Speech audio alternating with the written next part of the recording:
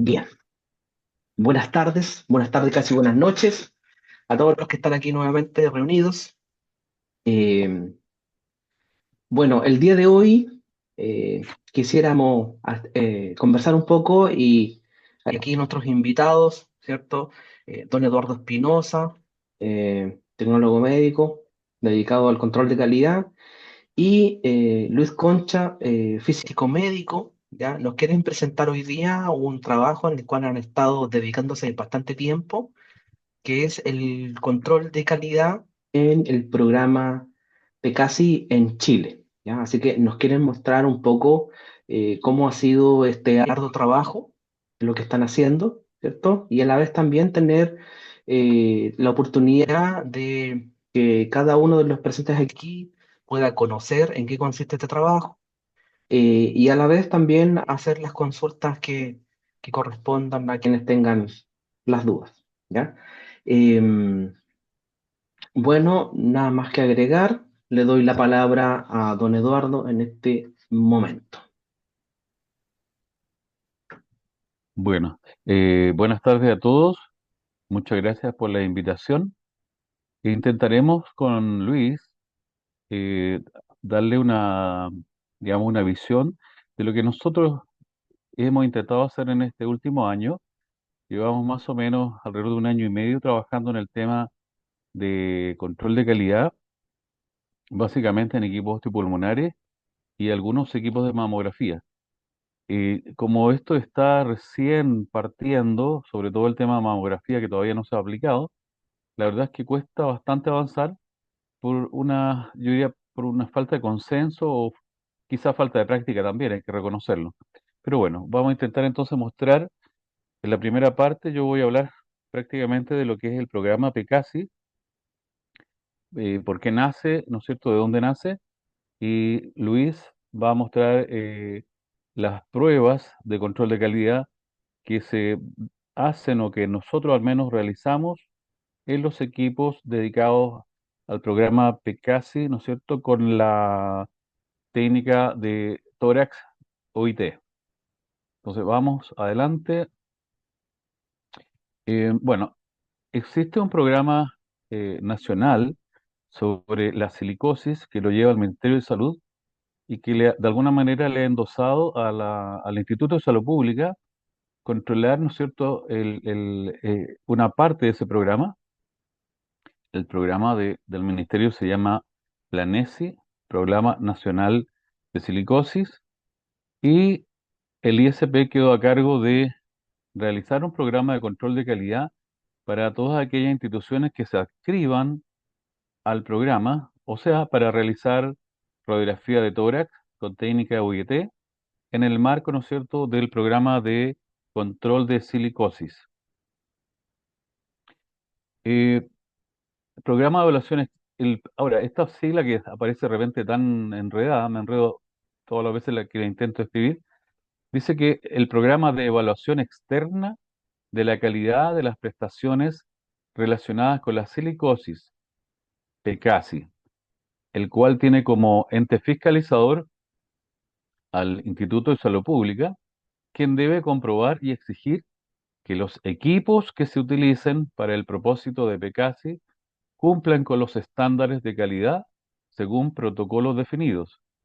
A esto se incluyen también el personal, tecnólogos médicos, radiólogos y toda la instalación dedicada al programa. Existen algunas resoluciones exentas.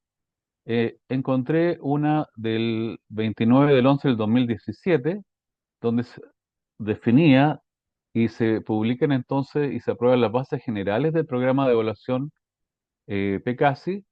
Pero ahora hay una publicación del 7 del 12 del 2022, y ahí uno entra como en confusión y dice, aprueba bases del programa de evaluación de las prestaciones relacionadas con la silicosis del Departamento de Salud Ocupacional del Instituto de Salud Pública, ¿ya? Y esto fue el 7 del 12 del 2022.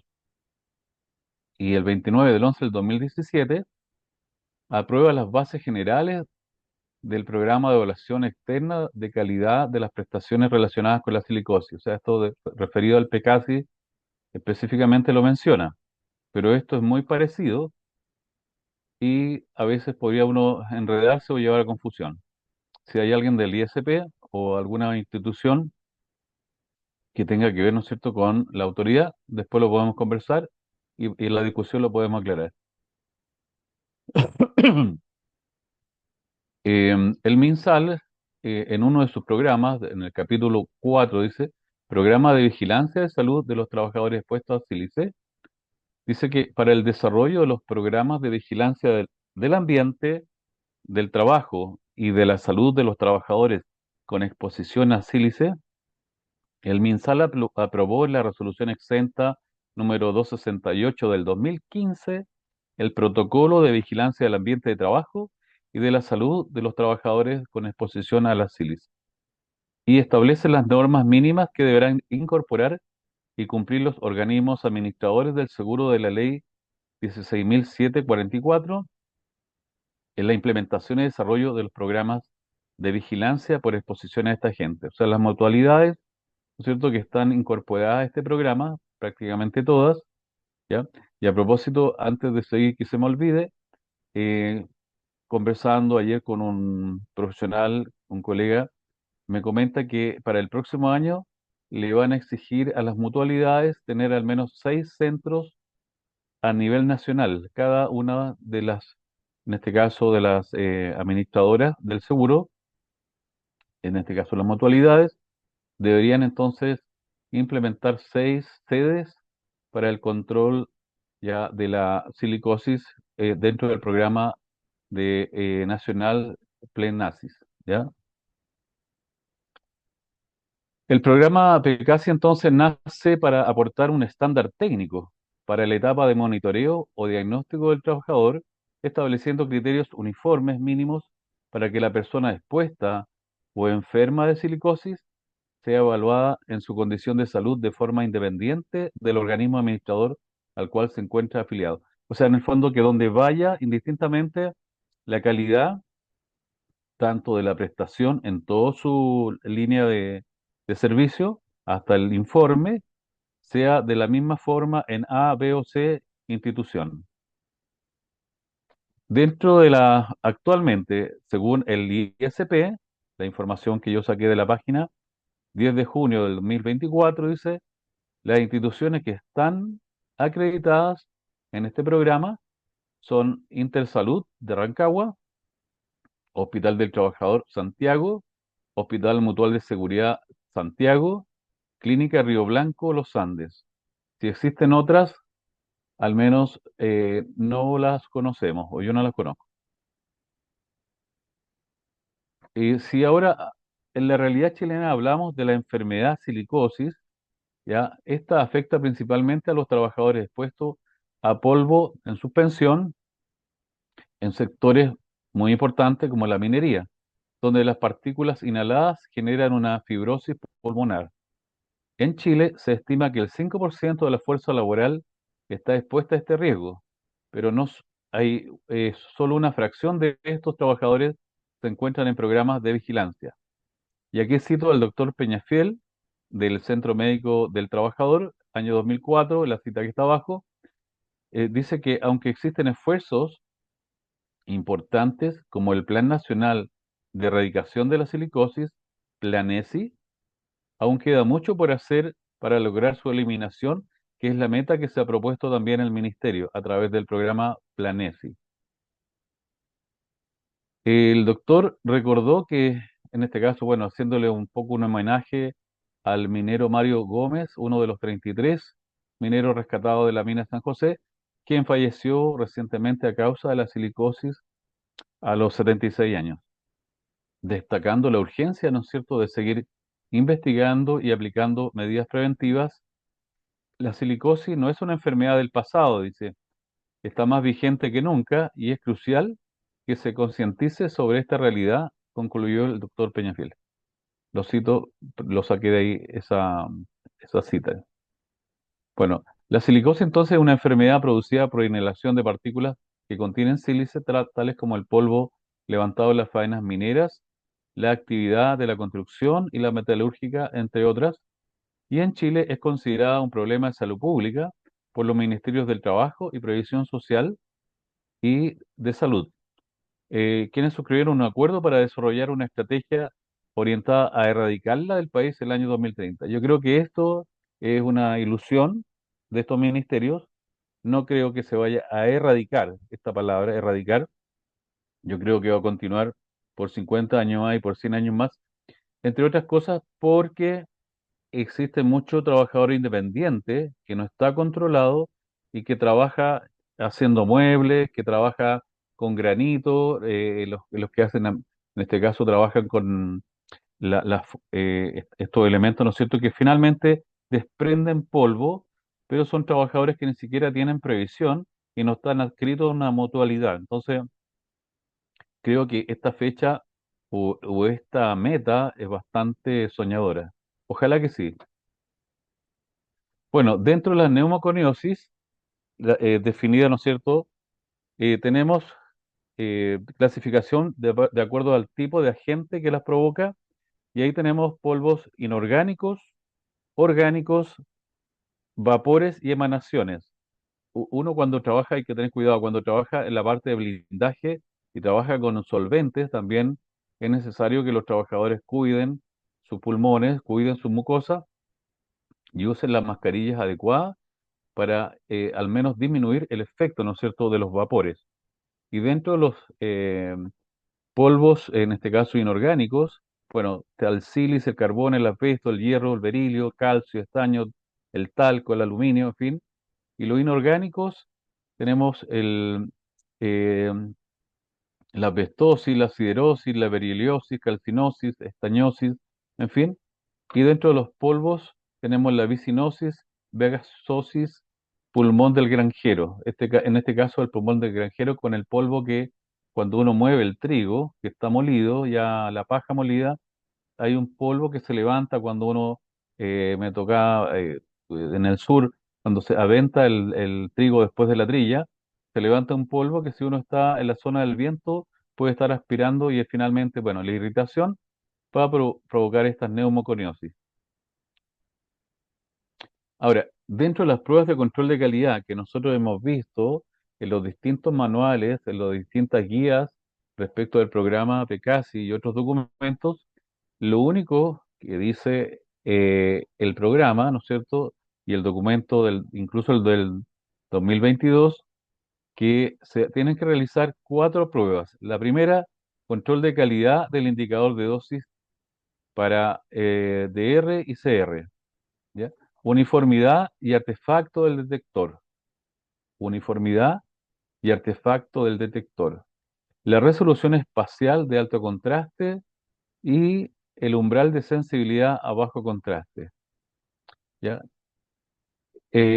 Nosotros, en nuestra experiencia, le agregamos una serie de pruebas que de alguna manera nos permiten asegurar las otras y tener una mejor evaluación del equipo. Y esas son, bueno, la radiación de fuga, la perpendicularidad del rayo central y coincidencia de campo luminoso con el campo radiación, la exactitud y repetibilidad del valor nominal de la tensión del tubo, el rendimiento, la repetibilidad y linealidad de la exposición, la exactitud y repetibilidad del tiempo de exposición, la capa hemireductora y la dosis en superficie del paciente, que ahora sí es un valor que lo pide en un momento ahí en uno de los puntos, está pidiendo la dosis en la superficie del paciente, dosis de entrada. Bueno, para hacer estas pruebas estas pruebas se necesita una instrumentación importante que tiene un alto costo dependiendo de lo que uno quiera hacer, ¿ya? Se necesitan fantomas, se necesitan electrómetros, se necesitan láminas de acrílico, se necesita entonces una serie de instrumentos que hacen de repente difícil de comenzar, pero que no existe otra posibilidad si uno quiere hacerlo de esta forma, con digamos, esta gran cantidad de pruebas que permiten hacer un muy buen diagnóstico al equipo. Y creo, y aquí me detengo, que es necesario que el que hace las pruebas conozca mucho de equipamiento, conozca, tenga mucha experiencia en equipamiento, tanto en los equipos más modernos perdón,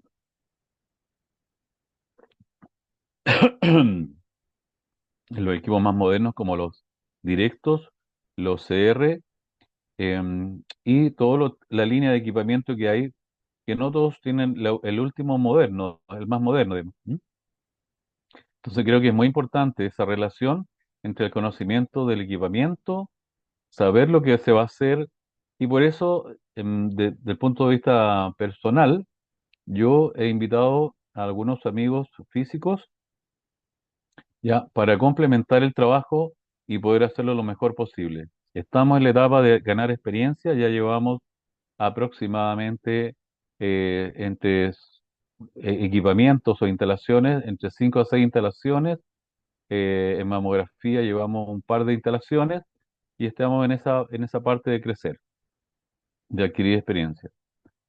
Bueno, viendo un poco el documento del 7 del 12 del 2022, yo hice acá un pequeño video que estoy Para terminando. terminar mi parte de la presentación, veamos en el documento publicado el 7 del 12 del 2022, donde detalla algunos de los requisitos principales del equipamiento. En la página 7 del presente documento nos indica las características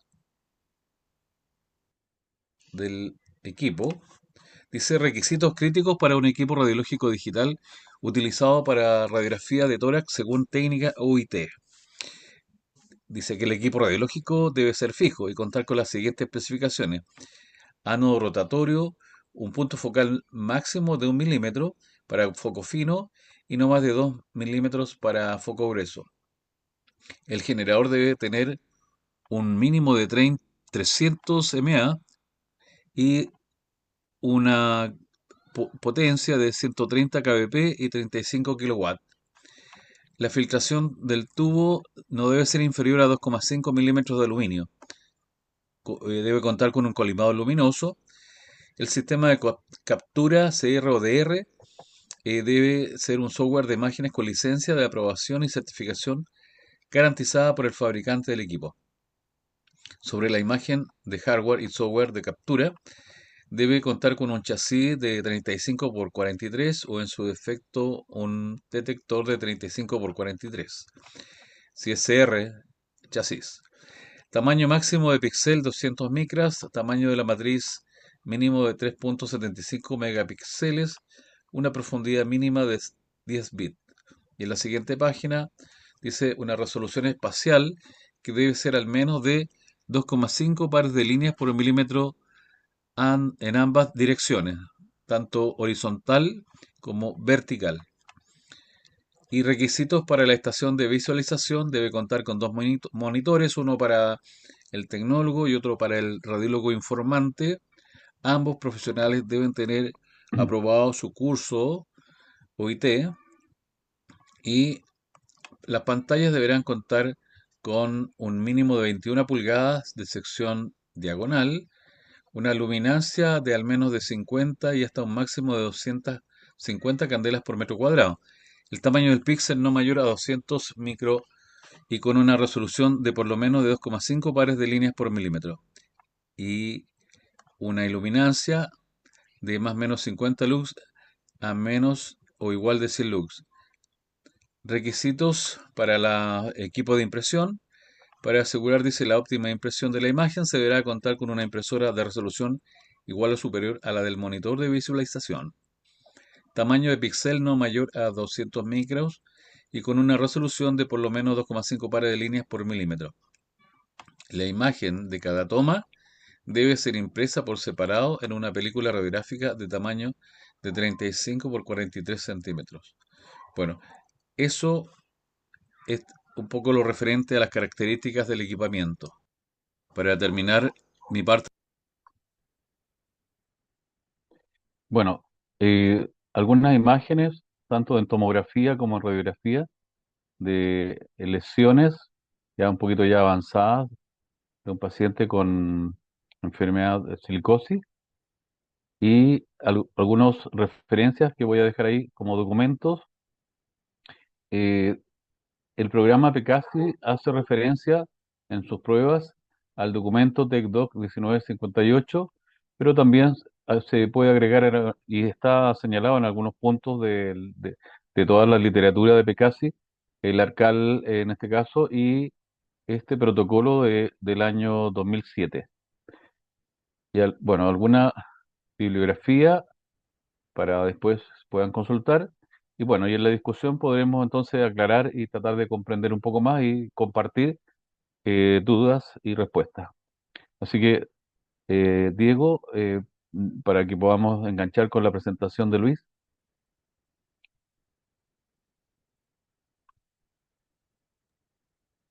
Aquí voy a dejar estoy. yo de compartir. ¿Sí? Luis está ahí.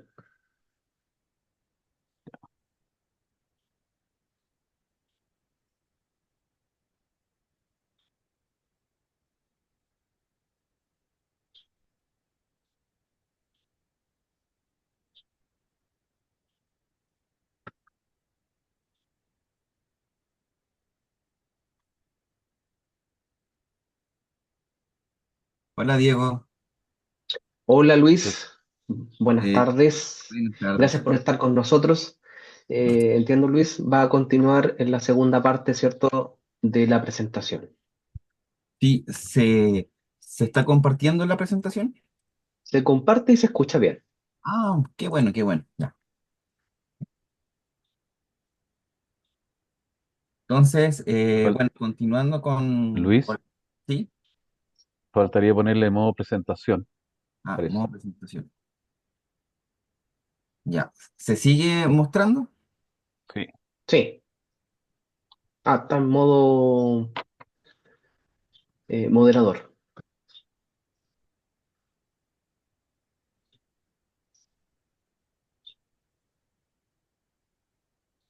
Ahí me ven. Ya. Bueno, a mí me corresponde lo que son algunas pruebas del control de calidad al equipo de rayos X osteopulmonar. Don Eduardo ya hizo ya la referencia de los documentos que se utilizan.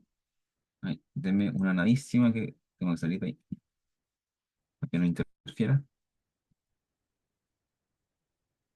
Entonces, una de las primeras pruebas es la medición de la radiación de fuga.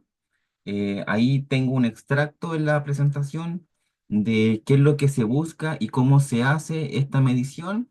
Y el ABC de todas las mediciones siempre es dejar bien estipulado el cómo se hizo la medición, cuál es el resultado de la medición y cuál es la tolerancia de la medición, perdón, de la prueba, para saber si el equipo pasa o no pasa esa prueba.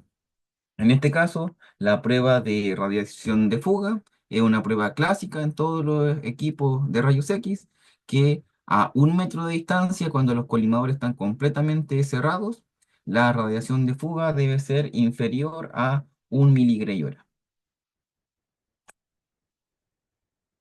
En lo que nosotros podemos compartir de experiencia, en lo que son la repetibilidad y la exactitud de los valores nominales, es que lo principal es proteger los detectores de imagen cuando estos no se pueden extraer de los equipos de rayos X. Es por eso que en la fotografía tenemos de esta prueba, debajo del sensor ubicamos un delantal plomado con el objetivo de minimizar la cantidad de radiación que le esté llegando al detector de imagen, producto de que los detectores de imagen están diseñados para recibir la radiación una vez que ésta atraviesa al paciente, no una radiación directa desde el equipo de rayos X. Y lo otro que les quiero compartir es la tolerancia de esta prueba. Como ustedes pueden ver, esta es del 10%. 10% para lo que es la repetibilidad y 10% para lo que es la exactitud. Y acá Luis, tengo un ejemplo de Luis, resultados. como se puede apreciar, es muy importante siempre establecer las unidades de medida que se están utilizando, las condiciones de medición y presentar los resultados que se han obtenido. Aquí yo les quiero compartir la experiencia. Bueno, de hecho, yo conversándolo con don Eduardo, él me dice que sí ha visto equipos que existen valores nominales eh, con una mayor diferencia que 10%. Yo en lo particular no he visto, porque 10% para lo que son valores nominales es bastante. Acá tenemos un ejemplo de la configuración que se utiliza para medir la capa hemirreductora y haciendo referencia a lo que expuso Pablo del Río cuando le expuso de caracterización espectral, cuando el espectro de rayos X tiene muchos fotones de baja energía. Estos son muy fácilmente atenuables con pequeñas cantidades de aluminio. Pero si tenemos mayor cantidad de fotones de alta energía, entonces necesitamos mayor cantidad de aluminio para atenuar la radiación. Es por eso que se exige que los equipos de rayos X tengan estos valores mínimos de capa hemirreductora o HBL a fin de garantizar que se entrega una mínima dosis que quede en el paciente, sino que la dosis de radiación y la radiación logra atravesar al paciente hasta llegar a los detectores de imagen. Para lo que es calidad de imagen, tenemos estos fantomas. Esta prueba, por ejemplo, del tronco de cono, a mí me gusta mucho y le enseño ahí bastante a los estudiantes. Los programas que nosotros utilizamos para los análisis de imágenes DICOM son estos dos, MicroDICOM y el famoso Fiji Image J. Ambos son programas gratuitos para lo que son las pruebas de uniformidad y artefactos. Se pide irradiar por completo el detector detrás de un filtro de cobre o detrás de varios espesores de acrílico a fin de tener la semejanza con un paciente y uno estudia el grado de homogeneidad que tiene la imagen. Y esto tiene su tolerancia, que se puede ver ahí, menor o igual a 10% para los equipos CR y menor o igual al 5% para los equipos DR. Ahora, para que tengamos números en la cabeza, estas pruebas de uniformidad o ver si la imagen tiene artefactos, se puede hacer con un filtro de cobre, en el que se ubica un filtro de cobre a la salida de rayos X y se irradia por completo el detector. Si no hay acceso a un filtro de cobre, se puede hacer a muy bajo costo y con mucho cariño, de repente no con calidad metrológica, pero sí para tener medidas de constancia. Por ejemplo, tener un tupper con agua lo más grande posible, de tal manera de que al menos en las zonas donde este tupper es plano, poder ver si hay o no hay una homogeneidad en la imagen DAICO. Luis, ¿Sí? disculpa por interrumpirte. No sé si podrías cambiar, está en vista moderador. Nosotros estamos viendo en vista moderador, se ve un poco pequeño, para poder ampliar la imagen y que nos quede a todos más claro.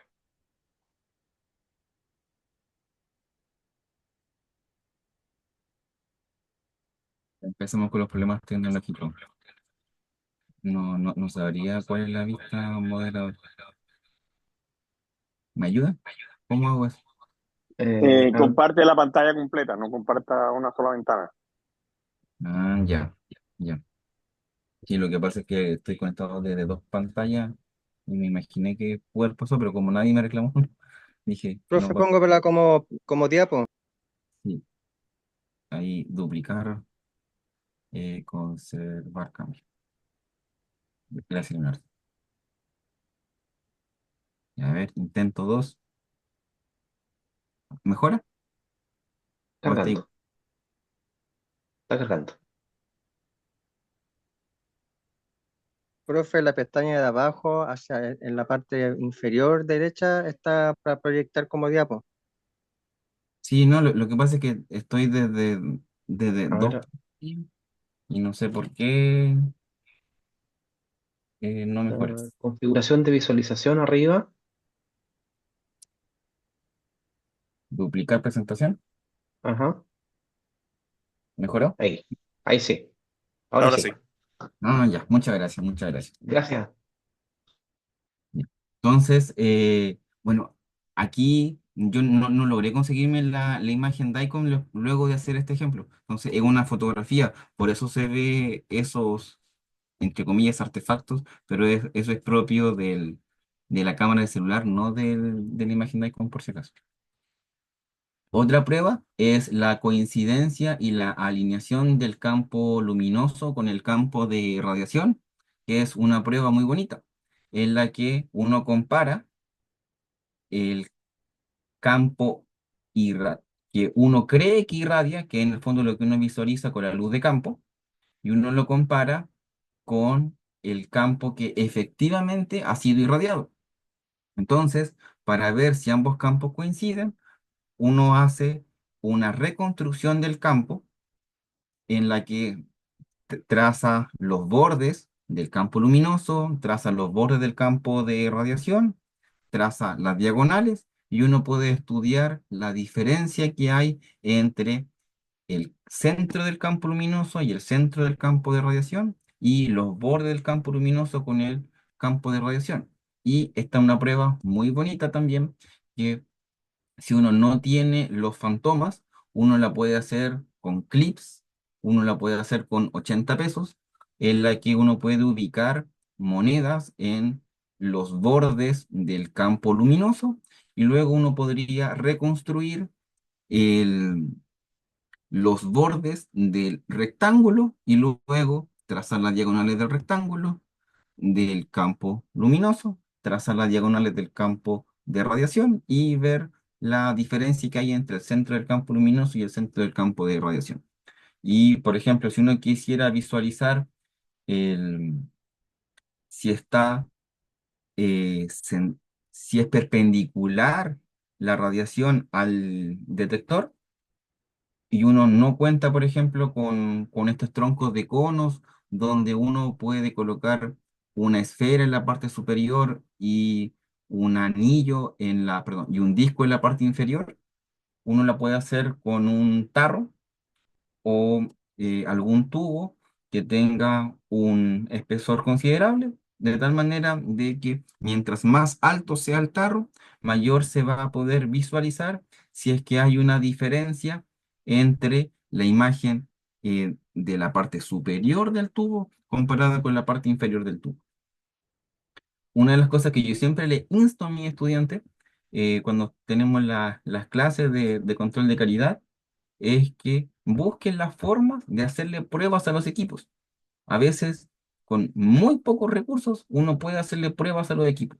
Por ejemplo, en lo que mostraba don Eduardo al inicio de la presentación, donde hablaba de el tamaño de la matriz mínimo debe ser de 3,75 megapíxeles.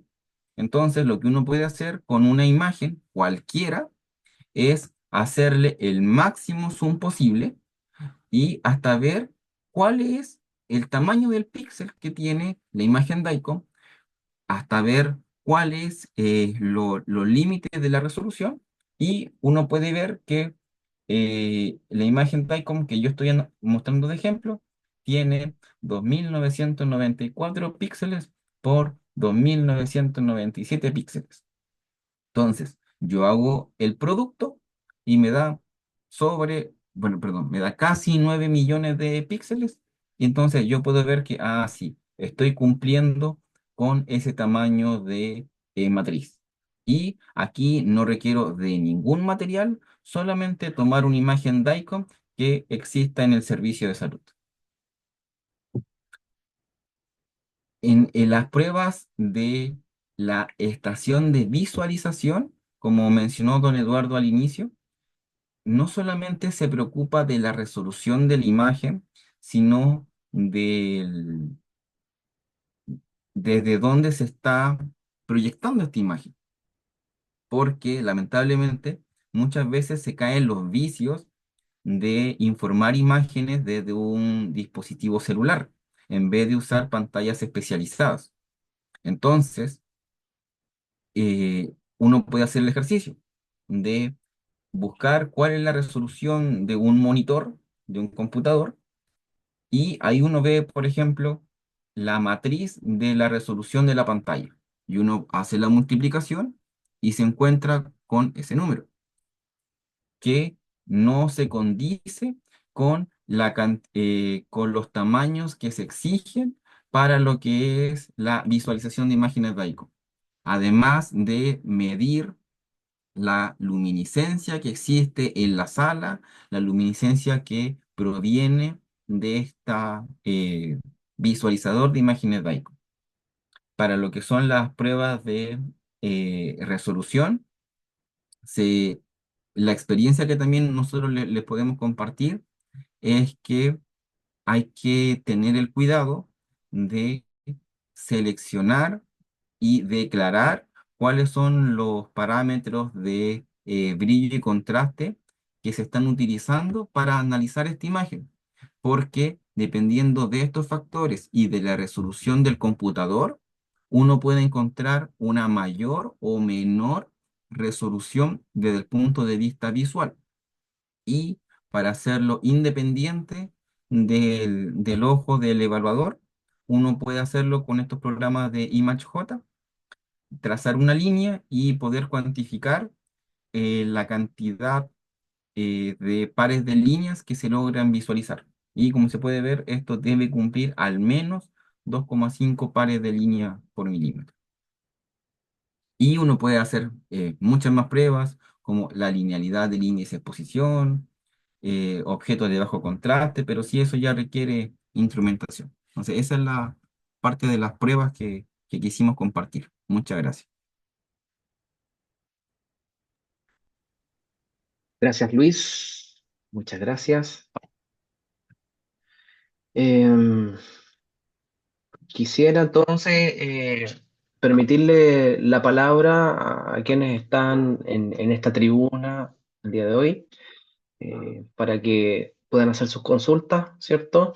Y también saber cómo ha sido la experiencia de ustedes trabajar en esta área, saber sus impresiones.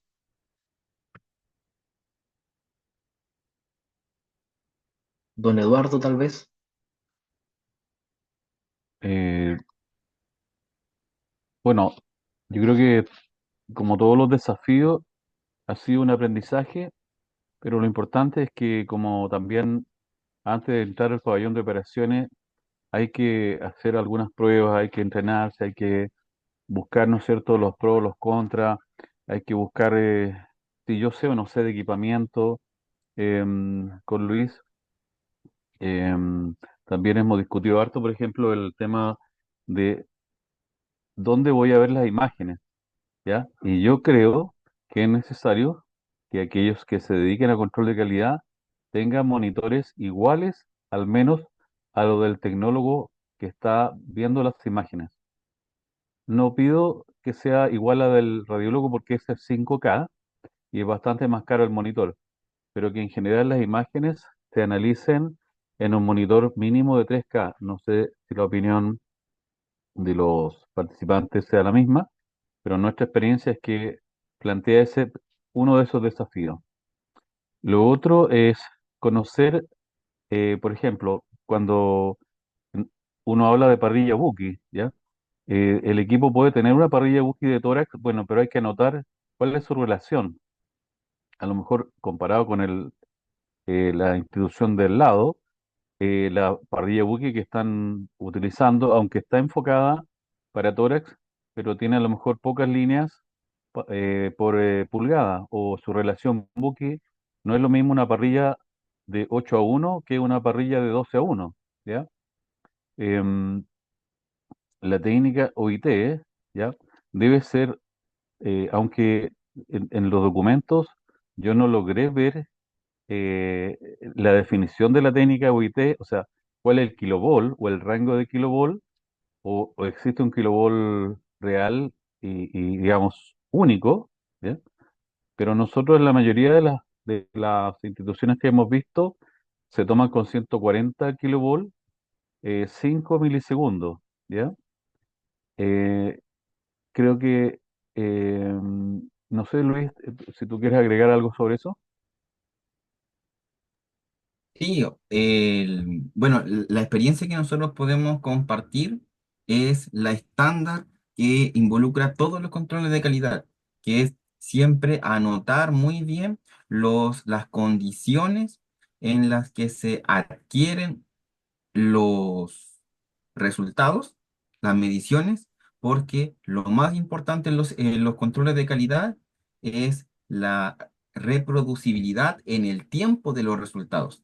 Entonces, uno debe tener muy claro que como tú midas el día 1, debe ser como tú midas el día 5, el día 20, al año siguiente.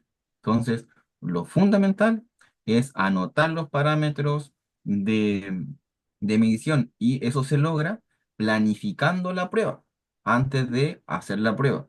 Y la otra muy buena costumbre que hemos adquirido con don Eduardo al hacer las mediciones es que mientras vamos realizando las pruebas, vamos haciendo algunos pequeños cálculos que se pueden ir haciendo en el momento a fin de que el equipo de rayos X pueda, entre comillas, descansar un poco para que no se sobrecaliente y ir viendo si están bien o no están bien las pruebas, de tal manera de no tener que llegar, entre comillas, a la oficina al día siguiente y ahí uno darse cuenta de que algo no estaba bien. Entonces, siempre en esto es lo fundamental, de mi punto de vista, en la planificación y en lo posible estar analizando los resultados mientras se están adquiriendo los datos. También nos hemos encontrado con errores, por ejemplo, de cuando a veces hemos alterado la frecuencia de las pruebas, se nos ha producido un artefacto, ¿ya? A veces cuando, en general partimos con las pruebas que requieren poca técnica, ¿ya? Y en una de las, digamos, unas oportunidades que hicimos el control, quisimos partir con la técnica que requiere, en este caso, el índice de exposición con los acrílicos, y después nos dimos cuenta que se nos había producido una imagen fantasma en el detector, a pesar que lo habíamos cuidado, a pesar de que habíamos de alguna manera tener todo lo que significa, porque son equipos, ¿no es cierto? Todos sabemos que son equipos de alto costo, etcétera, etcétera, pero de repente nos dimos cuenta que veíamos una sombra que correspondía al acrílico de las primeras pruebas. Entonces, yo creo que es súper importante compartir la experiencia, cosa que es difícil porque hay muy pocos, yo creo que profesionales que están haciendo esto, pero los invitamos, ¿no es cierto?, a compartir eh, y poder mejorar, entre todos mejorar, porque creo que es una necesidad a propósito, ¿no es cierto?, de esta invitación que prácticamente todos recibieron de la organización argentina a inscribirse en el programa de control de calidad que fue diseñado, programa de control de calidad remoto, que fue diseñado, ¿no es cierto?, por el organismo, y donde se están ofreciendo la posibilidad de entrar al programa a distintas instituciones. Yo creo que es súper importante que todos se inscriban, o la mayoría se inscriba, para que ojalá tengamos un gran N de profesionales e instituciones que están haciendo pruebas o que están iniciando el tema de control de calidad. Exacto, exacto. Ahora, yo lo veo desde afuera, ¿cierto? Como acaba de decirlo, existe todavía muy en pañales el recurso humano que esté trabajando en control de calidad y específicamente en este programa. Por lo tanto, la experiencia de ustedes en los centros ha sido principalmente en la zona norte, en la zona centro. ¿En qué parte le ha tocado Bueno, trabajar más? hemos estado en casi la totalidad de las mutuales, pero como mencioné al principio, el año 2025 recién el ISP está, según la información que recibí, está obligando a las instituciones a tener 6 centros de referencia cada uno a lo largo del país. Por lo tanto, si pensamos en las mutualidades, son tres, al menos las que yo conozco, tres: el IST, la Mutual, ¿no es cierto?, de seguridad, y la H, pero dentro de eso también hay otras clínicas que pertenecen a unos y otros y que también ya están partiendo y partieron, como Rancagua, como Los Andes. Y yo creo que, bueno, yo no tengo antecedentes si en Antofagasta o sobre todo en las zonas mineras existen centros que están adscritos, al menos en la página del ISP no aparecen. ¿Ya? Puede que estén haciendo el programa, pero no están calificados por el ISP. ¿Ya? Puede que estén haciendo técnica OIT, pero la autoridad no lo ha publicado, o simplemente no están controlados por la institución fiscalizadora en este caso. Claro, Entonces, creo que faltan, indudable que faltan algunos centros, estas ganas de erradicar la silicosis del año 2030. Yo creo como un poco parece como tener todos los autos eléctricos el 2030. ¿M? Imposible. Por lo que yo decía, que es el tipo de práctica laboral que hace que estos trabajadores se enfermen, ya sea con vapores, con elementos en suspensión, en fin, y muchos trabajadores independientes que no tienen ni cotiza ni está adscrito a alguna mutualidad o algún programa de prevención, salvo cuando se enferman. perfecto, perfecto. Ahora, respecto de eh, en este control de calidad, ¿cierto? Evidentemente debería llevar adicionalmente un informe, ¿cierto? Este informe para ustedes ha tenido un feedback con el Instituto de Salud Pública que les haya dicho, ¿sabe qué? Muy bien, perfecto, o se pueden mejorar en estos ámbitos, porque vuelvo a insistir, ustedes son los únicos que se han dedicado prácticamente a trabajar en este tema. Sí, es una respuesta un poco compleja porque cuando uno habla de lo que hace uno, pero hemos tenido excelentes opiniones de los profesionales del Instituto de Salud Pública, cosa que nos llena de orgullo. Siempre uno, cuando viejo, ya no persigue nada que es la parte económica, ¿ya? Eso es para los jóvenes. Lo que yo persigo es aportar en mi país, y es un poco lo que le he dicho a Luis, que él está joven y hay mucho por aportar. ¿Mm? Y si eso lo estamos haciendo, nos sentimos orgullosos. Súper, súper, no, totalmente valorable para, para todo el equipo. En realidad, el equipo Luis Concha, ¿cierto? De don Eduardo Espinosa. En el chat tenemos a Luis Reyes que está haciendo una consulta, ¿cierto? Que en base a su experiencia, ¿cómo podrían optimizar las pruebas para disminuir los disparos y el uso excesivo de tubos rayos X? ¿Cierto? Ustedes mismos lo acaban de mencionar, ¿cierto? Les aparece un artefacto, ¿cierto? Tratan de trabajar un rato, ustedes dos, para que el equipo también descanse un poco, ¿cierto? ¿Algún consejo? Porque si uno sigue el protocolo de la UIEA, son bastantes disparos. ¿Cuál sería su opinión? Primero, Luis, Y bueno, los equipos de rayos X hoy en día, antiguamente tenían las famosas curvas de carga, ya entre comillas, se detienen solitos cuando ya sobrepasan cierta temperatura. Entonces, uno de los consejos que yo siempre le doy a mis estudiantes: si el equipo no quiere disparar, no forzarlo, no apagarlo y simplemente esperar que el equipo enfríe. Otra de las técnicas que nosotros les podemos compartir es empezar con las pruebas que requieran mayor esfuerzo del tubo en términos de kilovolt y de miliamper segundo, para luego terminar con las pruebas que requieran menos de esos parámetros. Y la otra experiencia que podemos compartir es siempre empezar por las pruebas de calidad de imagen, que por lo general son las pruebas donde mayor problemas podría llegar a presentar un equipo. Para lo que son los valores nominales, es, al menos de mi punto de vista y la experiencia poquita que yo tengo, culpa de la juventud, no suelen haber muchos equipos en que hayan diferencias sobre el 10% en kilovolt, en tiempo de exposición. Y quizás en miliamper cuando los disparos son muy pequeños. Pero lo más crítico para los equipos es calidad de imagen. Entonces, para que no se generen esos artefactos, mientras se analizan esas pruebas, el equipo puede estar, entre comillas, descansando. Perfecto, perfecto. Quiero agregar algo ahí que hemos hecho en una institución donde hacemos un control mensual, ya que se llegó a un acuerdo con la institución para hacer un control anual. Partimos entonces con pruebas de inicio, pruebas mensuales, la prueba trimestral, semestral y la prueba anual final.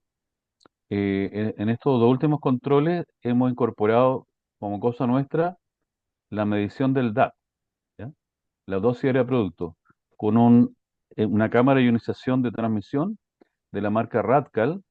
La colocamos, ¿no es cierto?, directamente en el haz, em, y hacemos disparos para técnica de columna lumbar, para técnica de pelvis, técnica de cráneo, técnica de mano y técnica de tórax OIT. Y eso lo repetimos el mes siguiente y nos encontramos que aunque los valores que obtuvimos, porque además tenemos otros parámetros que nos da el equipamiento, fueron prácticamente iguales, muy constantes, casi repetidos. Entonces, eso también, yo diría que a medida que vamos avanzando, vamos intentando descubrir nosotros mismos qué cosas podemos hacer y como tenemos los instrumentos, vamos dejando, ¿no es cierto?, esta constancia. Eso Mm. del DAP, ¿no es cierto?, a propósito de los DRL, que tuvimos una charla, ¿no es cierto?, acá y tuvimos la presentación del programa DOPOES. Yo creo que es un tema que es necesario difundir a través de OPR Chile y a través de la SOCHIPRE y a través de la SOFIMECH para que todos de alguna manera estemos a caballo y podamos, ojalá, a fines del año 2025 lograr algún documento que permita eh, mostrar DRL en Chile. Súper, súper. Bueno, en el chat también, bueno, es fundamental, y yo igual lo comparto, ¿cierto? Es fundamental la necesidad de formar, ¿cierto? A eh, gente muy interesada en el tema de control de calidad. Yo creo que es fundamental. Hoy día estamos muy, muy al debe, en pregrado, en posgrado, también porque tal vez la posibilidad, ¿cierto?, de los organismos, de los diversos reglamentos que existen no ha podido trabajarse. Sin embargo, ¿cierto? Eh, allá, o como ustedes ya saben, ¿cierto?, apareció la consulta ciudadana, ¿cierto?, para tomografía computada, ¿cierto? Y siguiendo en esta misma línea, Claudio Mancilla pregunta si hemos sabido, si ustedes han sabido, de algún avance en la guía técnica del ISP en equipos de rayos X osteopulmonares. Eh, no sé si yo al menos no tengo la certeza, no tengo la información de que se esté trabajando sobre una norma, así como se sacó la norma de mamografía. Desconozco, desconozco. No sé si Luis tiene alguna información o alguno de los participantes. Sería bueno que la pudiéramos conocer. Claro. Bueno, sin duda, también tarea para todos los que estamos aquí, tener en consideración tal vez en un programa futuro, ¿cierto? Comenzar ya a dirigir el foco un poco a lo que es el tema de control de calidad, ¿cierto? Y evaluar las experiencias, ¿cierto? Y ojalá tener la posibilidad de alguna experiencia en terreno, ¿cierto? Para tener esa imagen conceptual de cómo se desarrolla tanto para esta evaluación de este programa como el control de calidad desde ya en los diversos equipos, ¿cierto? Yo creo que ya es tiempo, absolutamente.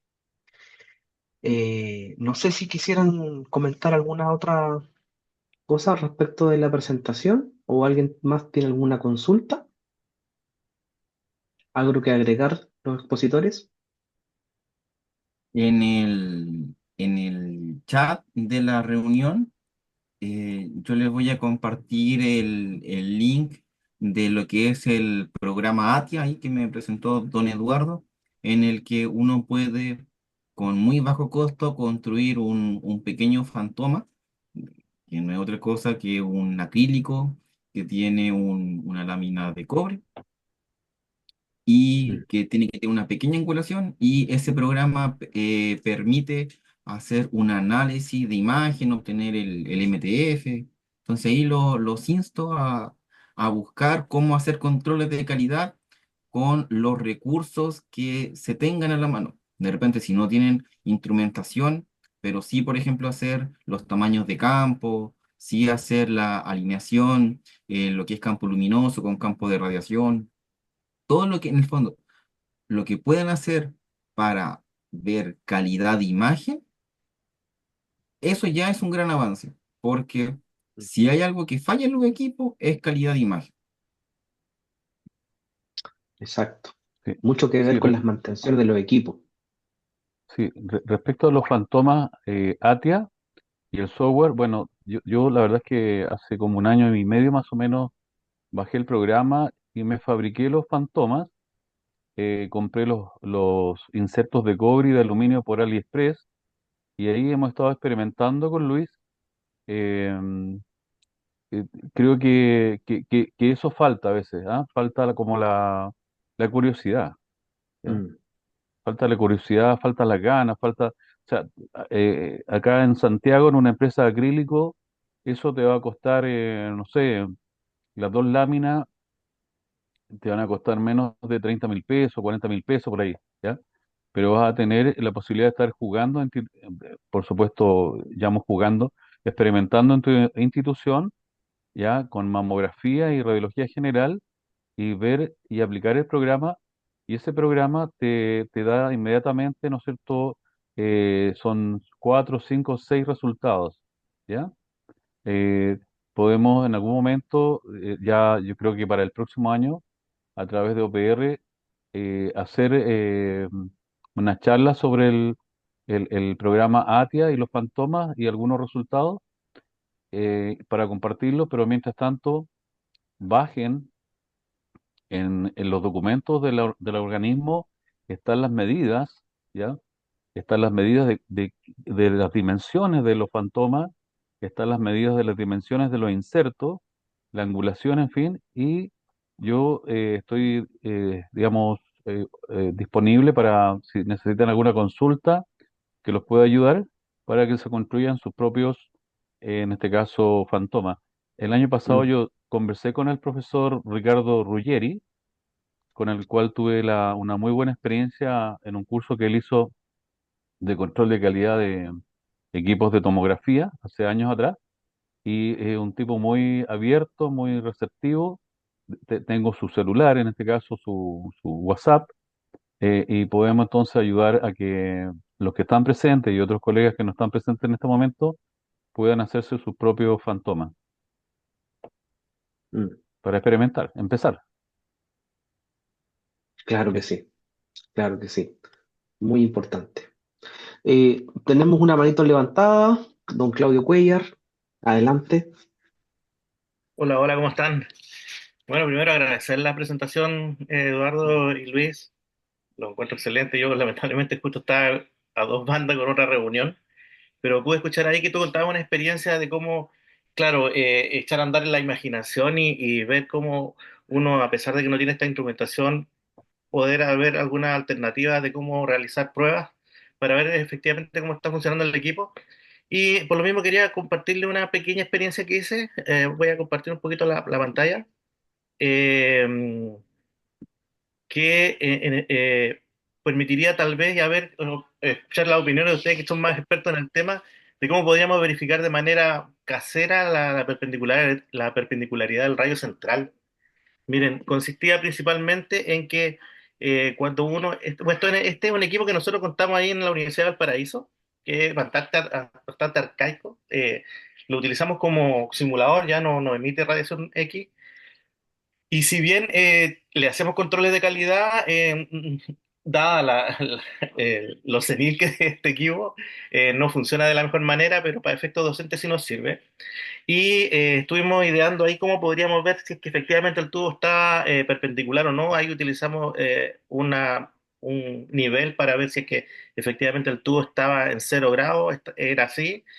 Prendíamos la luz del colimador y poníamos un papel milimetrado que se reflejara justo en el centro, y luego utilizábamos un cilindro en este caso, y para que vean lo casero es, donde yo guardo los fideos en mi casa, lo llevé, y entonces poníamos equidistante de este centro del papel milimetrado, este cilindro, y luego prendíamos la luz nuevamente para ver si es que efectivamente hacia superior de este cilindro se proyectaba en el centro. ¿Ya? Y acá tenemos, bueno, se me invirtieron las imágenes, estoy en otro computador, y voy a ver si es que puedo acá, bueno, no lo voy a intentar hacer por temas de tiempo, pero mire, este es el equipo del Bamburi, hicimos la misma experiencia ya y se reflejaba precisamente en el centro de esta esfera, que la pusimos por superior del tubo. Algo me pasó acá que se me acható la imagen, pero en esta imagen está ese papel blanco que pusimos con una intersección en el centro. ¿Se ve mi cursor? Sí, Sí, ¿Sí? Ya, acá pusimos un papel blanco que tenía la intersección del centro, ya, que es lo que estamos viendo ahí, y podemos ver que en el equipo del Van que tiene controles de calidad periódicos, se reflejaba precisamente en el centro, y nosotros teníamos un leve desplazamiento del centro de la imagen hacia superior, ya, y eso nos reflejaba que efectivamente el radio central no estaba perpendicular, ya. Así uno se podía dar cuenta si es que efectivamente cumplía con este requisito de la perpendicularidad del haz. Y vimos la limitación de que, si bien podemos ver que no hay una perpendicularidad del haz, ¿cómo podríamos ver si está dentro de tolerancia? Y ahí aplicamos Pitágoras, ¿ya? Porque si ustedes se fijan, acá tenemos el cateto adyacente, ¿cierto? El ángulo, que la tolerancia es de 3 grados, tenemos la hipotenusa y el cateto opuesto. Entonces acá, bueno, yo lo escribí eh, en un, en un Word. Entonces tenemos que aplicando tangente, ¿cierto? Que es igual al cateto opuesto partido por el cateto adyacente. El cateto opuesto, que debiera ser la distancia, ¿cierto? Esta distancia que se genera de la diferencia cuando uno prende la luz nuevamente, ¿cierto? Hay una diferencia con respecto al centro.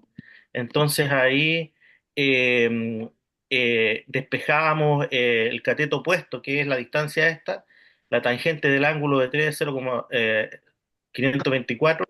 El alto de este cilindro, nosotros lo calculamos también, que era 30,5 por lo que estoy viendo acá. Sí, 30,5, y pudimos ver que la distancia que se generaría entre el centro del cilindro no podría pasar los 1,6 centímetros para estar dentro de tolerancia con estos 3 grados que manifiesta el mismo TechDoc, ¿cierto? Así que, bueno, te los quería mostrar un poquito, a ver qué opinan ustedes, porque hay que echar a andar harto la imaginación, sobre todo en radiología convencional, para ver cómo podemos evaluar si es que efectivamente están funcionando bien o no están funcionando bien nuestros equipos. Pero es una manera casera para nosotros procurar ver si es que efectivamente está bien el equipo o no, y evaluar la posibilidad de que vengan a hacer algún ajuste al equipo.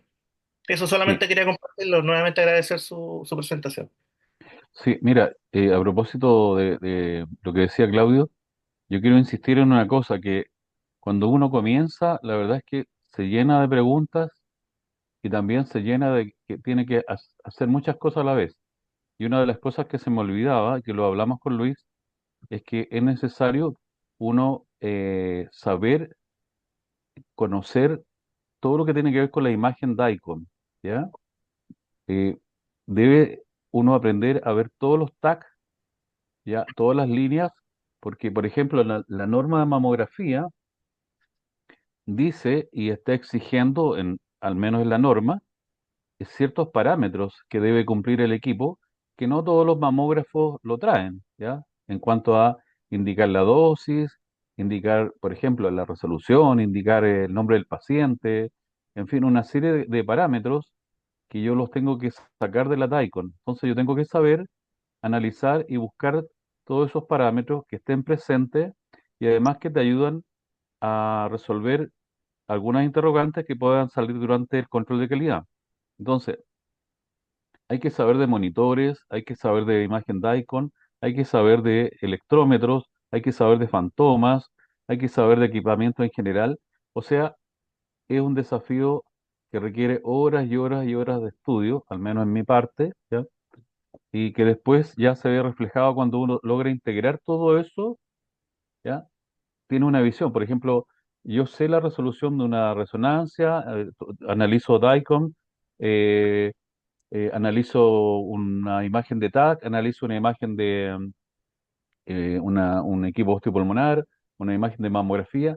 Entonces tengo una visión general de lo que es el control de calidad y de lo que nos muestran las cabeceras DICOM, y eso lo logro, ¿no es cierto?, a través de el ImageJ o cualquier equipo, perdón, cualquier software que nos despliegue en este caso, la cabecera DICOM.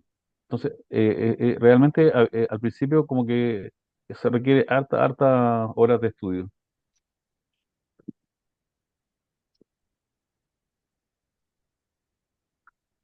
Ahí Luis está compartiendo una imagen.